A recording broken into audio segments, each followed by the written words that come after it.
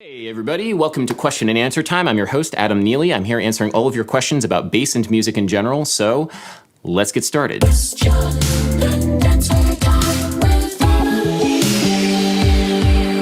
Alice CDE writes, Dear Adam, thank you for explaining all things music here. I have a question for you. Could you please explain the chords in Satie's Premier Gymnopédie for a music theory newbie? I'm trying to learn the piece and having the hardest time remembering the left hand. Thanks again and all the best. All right, so we're just going to take a look at the first couple of chords from the first Gymnopédie by Erik Satie. They form what's called a vamp, or if you're going to be super fancy, a harmonic oscillation. There's not a lot of forward progress in this chord progression. There's not a lot of cadential motion. The two chords are just kind of there. Those chords are G major 7 and D major 7. Let's first check out this G major 7. The pinky first grabs the bass note G and then jumps up an octave to grab a B minor triad. Except you're not going to hear it as a B minor triad, you're going to hear it within the context of the G that you just played and hear it as a full G major 7 chord. What this means is technically, yeah, you could analyze it as G followed by B minor, but that's not how you're hearing it.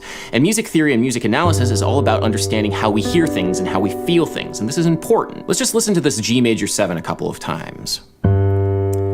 Pay close attention to what note sounds the most resolved, or at peace, or at home. Chances are it's that low G, right? This piece, the Gymnopédie, starts on the G major 7, and so we accept that low G when we first hear it as the tonic. What's interesting is the subtle perceptual shift that starts to occur once we arrive at the second chord in this vamp, the D major 7. Once we start going back and forth between G major 7 and D major 7, that low G doesn't sound quite as resolved as it did before when we first heard it. This is because of a couple of reasons. One, that low D is lower than the G, and generally lower things sound more resolved and final. And two, and honestly way more importantly, the major scale and its harmonizations are going to dictate where we hear tonal centers, where we get that sensation of resolution. So if we were in fact in G major, like our ears initially led us to believe, the second chord should be a D7 chord, because that's the chord which is diatonic to the key of G major. But it's not. It is in fact in the piece a D major 7 chord. So if we look at the chords that we have so far, G major 7 and D major 7 are in the key of D, so we're probably in the key of D here. We started on the 4 chord, which has subdominant function in the key of D, so there's a little bit of tension there, but it didn't sound like there was tension until we got to the D major 7. This pattern is confused slightly because the D major 7, this point of resolution, occurs on a weak harmonic pulse. Just the same way that you can have downbeats and upbeats, you can have strong measures and weak measures. It's easier to hear a point of resolution on a strong measure versus a weak measure, so in this G major 7 and D major 7 vamp, there's a fair amount of ambiguity, or at least the resolution is fairly weak. Now because of that, if you wanted to, you could analyze this in terms of G Lydian, so that the one chord, the point of resolution, is occurring on the strong measure. So in this case, we have G major 7, the 1 major 7 chord, and then D major 7, the 5 major 7 chord, which is diatonic to G Lydian. So these are two separate interpretations of the same chord progression. My question is, which one of these analyses is right? Which is correct? What does it even mean to have a correct musical analysis?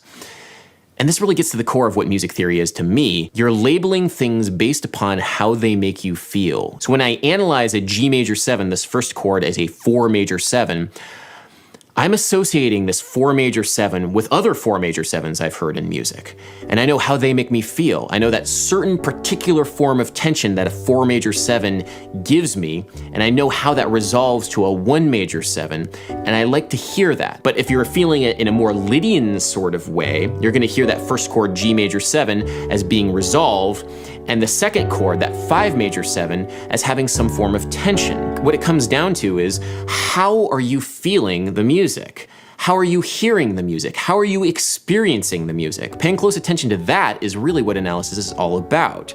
Now, Erik Satie was not formally trained, but he probably paid close attention to the feeling of how G major 7 went to D major 7, and he liked that off-kilter feeling. He liked that feeling of that odd resolution of a chord that might sound like one way, but then once you hear another thing, it sounds a different way. That's probably what he was cluing in on, not the 4 going to the 1, but that feeling that was associated with 4 going to 1. When you start learning about music theory, it can feel very cold and distant and divorced from your experience. So try and relate everything that you're learning back to how you're listening to music in the first place.